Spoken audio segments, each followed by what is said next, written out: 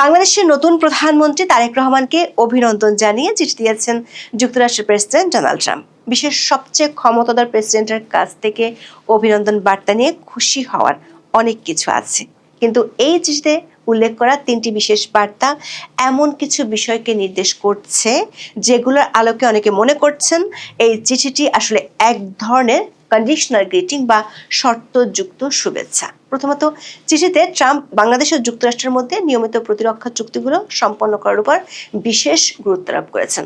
প্রশ্ন হলো, বাংলাদেশ আর যুক্তরাষ্ট্রের মধ্যে যে প্রতিরক্ষা চুক্তিগুলো এখন আছে সেগুলো মূলত কিছু প্রজেক্ট নির্ভর চুক্তি। গত 10 বছরের বেশি সময় ধরে যুক্তরাষ্ট্র চেষ্টা করে আসছে বাংলাদেশের সাথে আকসা এবং জিসুমিয়া এই দুই অস্ত্র চুক্তি করতে। শেখ হাসিনা আমলে বাইডেন প্রশাসন যেটিতে ব্যর্থ হয়েছিল, ট্রাম্প প্রশাসন কি এবার সেটিতে সফল হতে চাইছে? দ্বিতীয়ত, নির্বাচনের মাত্র 3 দিন আগে অন্তর্বর্তী সরকার তড়িঘড়ি করে যুক্তরাষ্ট্রের সাথে গোপন বাণিজ্য চুক্তি করে যে বোঝা তারেক রহমানের সরকারের উপর চাপিয়ে দিয়ে গেছে, ট্রাম্পের চিঠিতে সে চুক্তি অনুসরণের তাগিদ আছে। এদিক থেকে চিন্তা করলে ডোনাল্ড ট্রাম্পের চিঠিটি যুক্তরাষ্ট্রের জন্য একটি সফল বিজনেস ডিলের ফলো আপ, আর তারেক রহমানের সরকারের জন্য বিষয়টি দ্বিমুখী তলোয়ার। তৃতীয়ত, ইন্দো প্যাসিফিক অঞ্চলে ট্রাম্পের চিঠিতে যে মিত্র দেশগুলোর কথা বলা হয়েছে তার কেন্দ্রবিন্দুতে রয়েছে ভারত। এখানে চীনের প্রভাব রুখতে ওয়াশিংটনের যে সুদূর প্রসারী কৌশল, সে কৌশল থেকে বাংলাদেশের নতুন সরকার কিভাবে বেরিয়ে আসবে, বিস্তারিত জানতে চলুন যাওয়া যাক বিশ্লেষণে।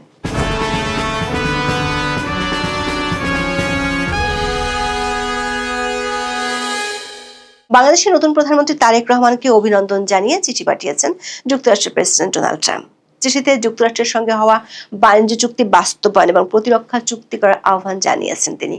ওয়াশিংটনের স্থানীয় সময় বুধবার 18 ফেব্রুয়ারি হোয়াইট হাউস এই চিঠি পাঠায়। বাংলাদেশের পররাষ্ট্র মন্ত্রণালয় বৃহস্পতিবার ট্রাম্পের ওই চিঠি তাদের এক্স হ্যান্ডেলে প্রকাশ করেছে। দর্শক, ডোনাল্ড ট্রাম্পের অভিনন্দন বার্তায় যে ভাষা ব্যবহার করা হয়েছে তা বেশ ইঙ্গিতবহ। ট্রাম্প যখন একটি বিজয়কে ঐতিহাসিক বলেন এবং সেই সাথে সুনির্দিষ্ট প্রতিরক্ষা চুক্তির কথা স্মরণ করিয়ে দেন, তখন বুঝতে হবে ওয়াশিংটন এই মুহূর্তে ঢাকাকে তাদের আমেরিকা ফার্স্ট নীতির অংশ হিসেবে দেখতে অত্যন্ত আগ্রহী। এই চিঠিটি এমন এক সময় এসেছে যখন বাংলাদেশ একটি দীর্ঘকালীন রাজনৈতিক অস্থিতিশীলতা কাটিয়ে নতুন করে পথ চলা শুরু করেছে। ট্রাম্পের এই বার্তায় মূলত 3টি প্রধান দিক ফুটে উঠেছে। প্রথমত, নতুন সরকারকে সমর্থন জানানো। দ্বিতীয়ত, বকেয়া প্রতিরক্ষা চুক্তিগুলো স্বাক্ষরের মাধ্যমে সামরিক সম্পর্কের গুণগত পরিবর্তন আনা। এবং তৃতীয়ত, বিগত অন্তর্বর্তীকালীন সরকারের করা বাণিজ্য চুক্তিটি বাস্তবায়নে বর্তমান সরকারকে বাধ্য রাখা। অনেকে মনে করছেন এই চিঠিটি এক ধরনের কন্ডিশনাল গ্রিটিং বা শর্তযুক্ত শুভেচ্ছা, অর্থাৎ যুক্তরাষ্ট্র তার অত্যাধুনিক প্রযুক্তি এবং সামরিক সরঞ্জাম সরবরাহের যে প্রতিশ্রুতি দিচ্ছে তার বিনিময়ে বাংলাদেশের পররাষ্ট্রনীতিতে একটি আমূল পরিবর্তন প্রত্যাশা করছে। এটি স্পষ্ট ট্রাম্পের দ্বিতীয় মেয়াদের প্রশাসন অনেক বেশি লেনদেনমূলক আচরণ করছে, যেখানে প্রতিটি কূটনৈতিক বার্তার পেছনে একটি সুনির্দিষ্ট বাণিজ্যিক এবং প্রতিরক্ষা বিষয়ক কৌশলগত লক্ষ্য থাকে। ট্রাম্প তার চিঠিতে প্রতিরক্ষার সহযোগিতার বিষয়ে প্রধানমন্ত্রী তারেক রহমানের উদ্দেশ্যে বলেছেন, তারেক রহমান প্রতিরক্ষা চুক্তিগুলো দ্রুত সম্পন্ন করতে কার্যকর পদক্ষেপ নেবেন, যা শেষ পর্যন্ত বাংলাদেশের সামরিক বাহিনীকে আমেরিকার তৈরি অত্যাধুনিক সামরিক সরঞ্জাম ব্যবহারের সুযোগ করে দিবে। প্রশ্ন হলো, বাংলাদেশের সাথে বর্তমানে যুক্তরাষ্ট্রের সাথে কি ধরনের অস্ত্র ও প্রতিরক্ষা চুক্তি আছে? বাংলাদেশের সাথে যুক্তরাষ্ট্রের প্রতিরক্ষা সম্পর্কের ইতিহাস পর্যালোচনা করলে দেখা যায় এটি দীর্ঘকাল ধরে মূলত প্রশিক্ষণ, মানবিক সহায়তা এবং দুর্যোগ মোকাবেলা কেন্দ্রিক ছিল। তবে ট্রাম্পের এই চিঠিটি এই সম্পর্ককে একটি নতুন স্তরে নিয়ে যাওয়ার ইঙ্গিত দিচ্ছে। বাংলাদেশের সাথে যুক্তরাষ্ট্রের বর্তমানে কোনো বৃহৎ আকারের অস্ত্র ক্রয় বা পূর্ণাঙ্গ সামরিক জোটের চুক্তি নেই, তবে উভয় দেশ বেশ কিছু প্রতিরক্ষার সংলাপ ও স্বল্প পরিসরের সহযোগিতার মাধ্যমে যুক্ত। 2014 সাল থেকে যুক্তরাষ্ট্র বাংলাদেশকে প্রায় $78.45 মিলিয়ন ফরেন মিলিটারি ফাইন্যান্সিং বা FMF এবং $14.5 million international military education and training বা IMET সহায়তা প্রদান করেছে। এই সহায়তার আওতায় বাংলাদেশ কোস্ট গার্ডের জন্য কাটার ভেসেল, সেনাবাহিনীর জন্য MRAP যান এবং বিভিন্ন ধরনের সামরিক প্রযুক্তি সংগ্রহ করেছে, কিন্তু এগুলো সবই ছিল খণ্ডকালীন এবং নির্দিষ্ট প্রজেক্ট ভিত্তিক। ট্রাম্প এখন যে নিয়মিত প্রতিরক্ষা চুক্তির কথা বলছেন তা এই খণ্ডকালীন সহযোগিতার কাঠামোকে একটি দীর্ঘস্থায়ী ও আইনগত ভিত্তি দিতে চায়। এখানে প্রশ্ন দেখা দিচ্ছে, বিগত বাইডেন সরকার যে দুটি অস্ত্র চুক্তি বাংলাদেশের আওয়ামী লীগ সরকার আমলে করতে ব্যর্থ হয়েছিল, সেগুলোকে এবার ট্রাম্প প্রশাসন করে ফেলতে চান বা করার ইঙ্গিত দিয়েছেন। বিগত আওয়ামী লীগ সরকার আমলে আকসা এবং জিসিমিয়া চুক্তি দুটি বারবার আলোচনায় আসলেও তৎকালীন সরকার সেগুলো স্বাক্ষরে অনীহা দেখিয়েছিল। আকসা বা acquisition and cross servicing agreement এবং জিসোমিয়া বা general security of military information agreement মূলত লজিস্টিক্স সাপোর্ট এবং তথ্য আদান প্রদান সংক্রান্ত দুটি চুক্তি, যা মার্কিন সামরিক হার্ডওয়্যার হস্তান্তরের পূর্ব শর্ত হিসেবে কাজ করে। আকসা চুক্তির মাধ্যমে দুই দেশের সামরিক বাহিনী একে অপরের লজিস্টিক সুবিধা যেমন জ্বালানি, খাবার, মেরামত সরঞ্জাম এবং বন্দর সুবিধা ব্যবহার করতে পারে। এটি মূলত মার্কিন নৌবাহিনীকে বঙ্গোপসাগরে আরও সহজে বিচরণ করার সুযোগ করে দেবে। দক্ষিণ এশিয়ার দেশগুলোর মধ্যে 2002 সালে শ্রীলঙ্কার সঙ্গে চুক্তিটি সই করেছে যুক্তরাষ্ট্র। অন্যদিকে জিসোমিয়া হলো একটি অত্যন্ত সংবেদনশীল চুক্তি, যা গোপন সামরিক তথ্য এবং গোয়েন্দা তথ্যের সুরক্ষা নিশ্চিত করে। যুক্তরাষ্ট্র সাধারণত F-16 ফাইটার জেট বা অ্যাপাচি হেলিকপ্টারের মতো উচ্চমানের প্রযুক্তি বিক্রি করার আগে জিসোমিয়া স্বাক্ষর বাধ্যতামূলক করে থাকে। ভারতের সঙ্গে যুক্তরাষ্ট্র যে 4টি সামরিক চুক্তি সই করেছে, তার মধ্যে এটি অন্যতম। 2002 সালে ভারতের সঙ্গে চুক্তিটি সই করেছে যুক্তরাষ্ট্র।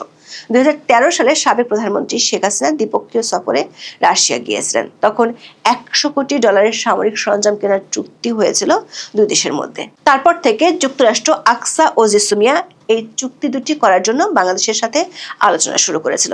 2019 সালে যুক্তরাষ্ট্রের পক্ষ থেকে চুক্তি দুটির খসড়া দেওয়া হয়েছিল বাংলাদেশকে। এরপর 2022 সালের মার্চে ঢাকায় বাংলাদেশ ও যুক্তরাষ্ট্রের মধ্যে 8ম অংশীদারি সংলাপে যুক্তরাষ্ট্রের পক্ষ থেকে এই দুটি অস্ত্র চুক্তির নথি হস্তান্তর করা হয়েছিল। কিন্তু 2023 সালের 10 আগস্ট তৎকালীন পররাষ্ট্রমন্ত্রী আব্দুল মোমেন সাংবাদিকদের বলেছিলেন, জাতীয় নির্বাচনের আগে যুক্তরাষ্ট্রের সঙ্গে জিসোমিয়া ও আকসা চুক্তি সই হবে না। তখন ভেস্তে গিয়েছিল মার্কিন বাইডেন প্রশাসনের উদ্যোগ। এরপর অধ্যাপক ইউনূসের আমলে যুক্তরাষ্ট্র সহ অনেকের সাথে অনেক গোপন চুক্তি হলেও এই চুক্তি দুটির কথা শোনা যায়নি। প্রশ্ন হলো, যুক্তরাষ্ট্র কেন এখন এই চুক্তিগুলো করতে মরিয়া? এর কারণ মূলত ভূ রাজনৈতিক। 2025 সালে মার্কিন জাতীয় নিরাপত্তা কৌশলে স্পষ্ট করা হয়েছে, ইন্দো প্যাসিফিক অঞ্চলে চীনের প্রভাব সংকুচিত করা ওয়াশিংটনের শীর্ষ অগ্রাধিকার। বাংলাদেশ যেহেতু ভারত মহাসাগরীয় অঞ্চলের এক কৌশলগত কেন্দ্রে অবস্থিত, তাই বাংলাদেশকে একটি সক্ষম সামরিক শক্তিতে রূপান্তর করে তাকে মার্কিন কমান্ড স্ট্রাকচার লজিস্টিক্সের সাথে যুক্ত করা ওয়াশিংটনের জন্য অত্যন্ত জরুরি। ট্রাম্পের চিঠিতে অত্যাধুনিক বিশ্বের সেরা সামরিক সরঞ্জাম ব্যবহারের যে সুযোগের কথা বলা হয়েছে, তা আসলে এই দুটি চুক্তি স্বাক্ষরের বিনিময়ে একটি টোপ হিসেবে ব্যবহার করা হতে পারে। দর্শক, ট্রাম্প তার চিঠিতে লিখেছেন, পারস্পরিক বাণিজ্য চুক্তি বাস্তবায়নের মাধ্যমে বাণিজ্যিক সম্পর্কের দারুণ গতি ধরে রাখতে তারেক রহমান ডোনাল্ড ট্রাম্পকে সাহায্য করবেন। নির্বাচনের ঠিক 3 দিন আগে 9 ফেব্রুয়ারি ডক্টর মোহাম্মদ ইউনূসের নেতৃত্বাধীন অন্তর্বর্তীকালীন সরকার যুক্তরাষ্ট্রের সাথে একটি দীর্ঘমেয়াদী বাণিজ্য চুক্তি বা এগ্রিমেন্ট অন রেসিপ্রোকাল ট্রেড স্বাক্ষর করে। চুক্তির গোপনীয়তা এবং তড়িঘড়ি করে স্বাক্ষরের বিষয়টি এরই মধ্যে আলোচনার জন্ম দিয়েছে। অর্থনীতিবিদ এম রাজ্জাক এবং আনু মোহাম্মদের মতো বিশ্লেষকরা একে আধুনিক দাসত্বের দলিল হিসেবে মন্তব্য করেছেন। এই চুক্তির অধীনে বাংলাদেশ প্রায় 7,132টি মার্কিন পণ্যকে শুল্কমুক্ত বা নামমাত্র শুল্কে প্রবেশের অধিকার দিয়েছে। এর বিপরীতে যুক্তরাষ্ট্র বাংলাদেশের তৈরি পোশাকের উপর শুল্ক 20% থেকে কমিয়ে মাত্র 19% করেছে। এই 1% শুল্ক ছাড়ের বিনিময়ে বাংলাদেশকে যে বিশাল বাজার মার্কিন কৃষিপণ্য, এলএনজি এবং বিমানের জন্য উন্মুক্ত করতে হয়েছে, তাকে অসম বাণিজ্য হিসেবে দেখা হচ্ছে। এই চুক্তির সবচেয়ে উদ্বেগের দিক হলো জ্বালানি ও বিমান ক্রয়ের বাধ্যবাধকতা। বিশেষজ্ঞদের মতে, বাংলাদেশের এই মুহূর্তে এত বিপুল পরিমাণ অর্থ দিয়ে বোয়িং বিমান কেনার সক্ষমতা নেই। ফলে ক্রয়গুলো সম্পন্ন করতে বাংলাদেশকে IMF বা অন্যান্য সংস্থা থেকে চড়া সুদে ঋণ নিতে হবে, যা দেশের ঋণ সংকটকে আরো বাড়িয়ে দেবে। অন্যদিকে এলএনজি গ্রুপের ক্ষেত্রে অ্যাক্সিলারেট এনার্জির সাথে যে চুক্তি হয়েছে, তার দাম বাজার মূল্যের চেয়ে অনেক বেশি বলে অভিযোগ উঠেছে। বিশ্লেষকরা মনে করেন, বাণিজ্য চুক্তির বাস্তবায়ন হলো একটি দ্বিমুখী তলোয়ার। চুক্তির সমর্থকরা বলেছেন, 19% শুল্ক হারের ফলে বাংলাদেশ ভারতের 18% সাথে প্রতিযোগিতা করতে পারবে। কিন্তু সমালোচকরা বলছেন মার্কিন তুলা আমদানি যে শর্ত দেওয়া হয়েছে তা পোশাক খাতের উৎপাদন খরচ এতটাই বাড়িয়ে দেবে যে এই 1% শুল্ক ছাড় কোনো কাজে আসবে না। এছাড়া ডিজিটাল বাণিজ্য সংক্রান্ত যে বিধিনিষেধ চুক্তিতে আরোপ করা হয়েছে তার ফলে বাংলাদেশ ভবিষ্যতে চীনের কোনো ডিজিটাল প্রযুক্তি বা ডাটাবেস ব্যবস্থা গ্রহণে বাধার সম্মুখীন হতে পারে। এটি বাংলাদেশের নিজস্ব সাইবার নিরাপত্তা এবং প্রযুক্তিগত স্বায়ত্তশাসনের উপর একটি বড় আঘাত হতে পারে। সুতরাং চুক্তিটি মেনে চলা বাংলাদেশের জন্য লাভজনক হওয়ার চেয়ে বেশি এটি বেঁচে থাকার বাধ্যবাধকতা হয়ে দাঁড়িয়েছে। আবার যুক্তরাষ্ট্র তার 2025 সালের ন্যাশনাল সিকিউরিটি স্ট্র্যাটেজিতে স্পষ্টভাবে বাংলাদেশকে চীনের ট্রেড ডেফিসিট ডিসপ্যারিটি থেকে সরিয়ে আনার কথা বলেছে। ওয়াশিংটন আসলে বাংলাদেশকে চীনের সরবরাহ ব্যবস্থা বা সাপ্লাই চেইন থেকে বিচ্ছিন্ন করে নিজেদের বলয় নিয়ে আসতে চাইছে। একে বলা হচ্ছে স্ট্রাকচারাল এক্সক্লুশন। বাণিজ্য চুক্তির একটি অন্যতম শর্ত হলো বাংলাদেশ যদি যুক্তরাষ্ট্রের শুল্কমুক্ত পোশাক রপ্তানি করতে চায় তবে সেই পোশাকে ব্যবহৃত কাঁচামাল সুতা ও তুলা অবশ্যই যুক্তরাষ্ট্র থেকে আমদানি করতে হবে। বর্তমানে বাংলাদেশের পোশাক শিল্পের 80% কাঁচামাল চীন থেকে আসে। এই কাঁচামাল যদি এখন যুক্তরাষ্ট্র থেকে বেশি দামে কিনতে হয় তবে বাংলাদেশের পোশাকের উৎপাদন খরচ বেড়ে যাবে এবং আন্তর্জাতিক বাজারে এর প্রতিযোগিতা করার ক্ষমতা কমে যাবে। সুতরাং চীনের প্রভাব কমাতে গিয়ে যুক্তরাষ্ট্র আসলে বাংলাদেশকে একটি নীতিগত দোটানার মধ্যে ফেলে দিয়েছে। একদিকে বাংলাদেশ চীনের কাছ থেকে সাশ্রয়ী মূল্যের সামরিক সরঞ্জাম ও অবকাঠামো ঋণ পাচ্ছে, যেমন মংলা বন্দর আধুনিকায়ন বা ড্রোন তৈরির কারখানা। অন্যদিকে যুক্তরাষ্ট্র থেকে নিরাপত্তা গ্যারান্টি ও উচ্চ প্রযুক্তির প্রস্তাব আসছে। ট্রাম্পের অভিনন্দন বার্তাটি মূলত বাংলাদেশকে এই দুই শক্তির একটিকে বেছে নেওয়ার জন্য পরোক্ষ তাগাদা দিচ্ছে। দর্শক, ইন্দো প্যাসিফিক অঞ্চলে ট্রাম্পের চিঠিতে যে মিত্র দেশগুলোর কথা বলা হয়েছে তার কেন্দ্রবিন্দুতে রয়েছে ভারত। মার্কিন পররাষ্ট্র দপ্তর এবং হোয়াইট হাউসের নথিপত্র অনুযায়ী ভারতকে এই অঞ্চলে যুক্তরাষ্ট্রের মেজর ডিফেন্স পার্টনার হিসেবে গণ্য করা হয়। ট্রাম্পের অভিনন্দন বার্তায় আঞ্চলিক মিত্রদের সাথে সহযোগিতার কথা বলার মাধ্যমে মূলত একটি বার্তা দেওয়া হয়েছে বাংলাদেশের নতুন সরকারকে অবশ্যই নয়াদিল্লির নিরাপত্তা উদ্বেগগুলোকে গুরুত্ব দিতে হবে এবং ভারতের সাথে একটি স্থিতিশীল সম্পর্ক বজায় রাখতে হবে।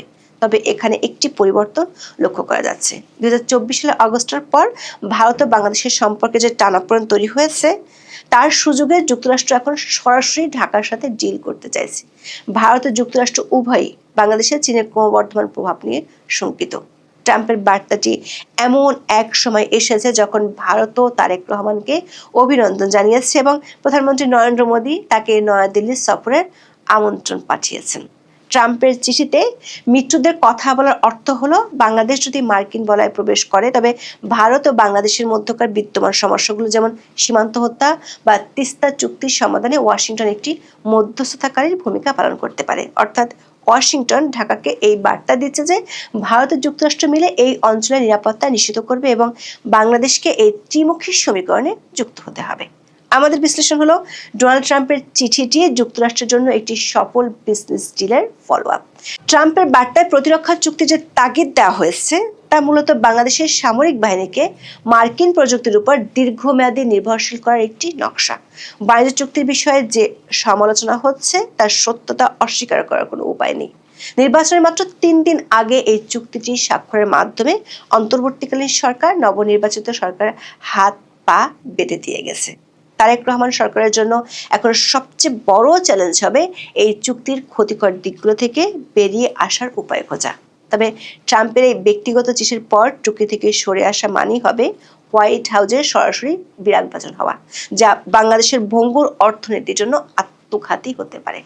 আবার নাম উল্লেখ না করলেও ইন্দো প্যাসিফিক অঞ্চলের মিত্র বলতে ট্রাম্প ভারত কি বুঝিয়েছেন? বাংলাদেশের নতুন সরকারের জন্য ভারতের সাথে সম্পর্কের রিসেট বা নতুন সূচনা অত্যন্ত প্রয়োজন। দেখা যাচ্ছে তারেক রহমানের প্রতি ট্রাম্পের এই অভিনন্দন বার্তাটি আসলে বাংলাদেশের জন্য একটি অগ্নি পরীক্ষা। ফোর্সেস পোল 2030 অনুযায়ী বাংলাদেশের সামরিক আধুনিকায়নের জন্য মার্কিন সরঞ্জাম অবশ্যই দরকার, কিন্তু তার বিনিময়ে বাংলাদেশ কি পররাষ্ট্রনীতির স্বার্থশাসন এবং চীনের সাথে অর্থনৈতিক ভারসাম্য হারিয়ে ফেলবে? এই প্রশ্নের উত্তরের উপরেই নির্ভর করছে আগামী 5 বছরের বাংলাদেশ যুক্তরাষ্ট্র সম্পর্কের ভবিষ্যৎ। এখন এই পর্যন্ত। সবাই ভালো থাকুন, সুস্থ থাকুন, নিরাপদে থাকুন। দেখা হবে আগামী পর্বে।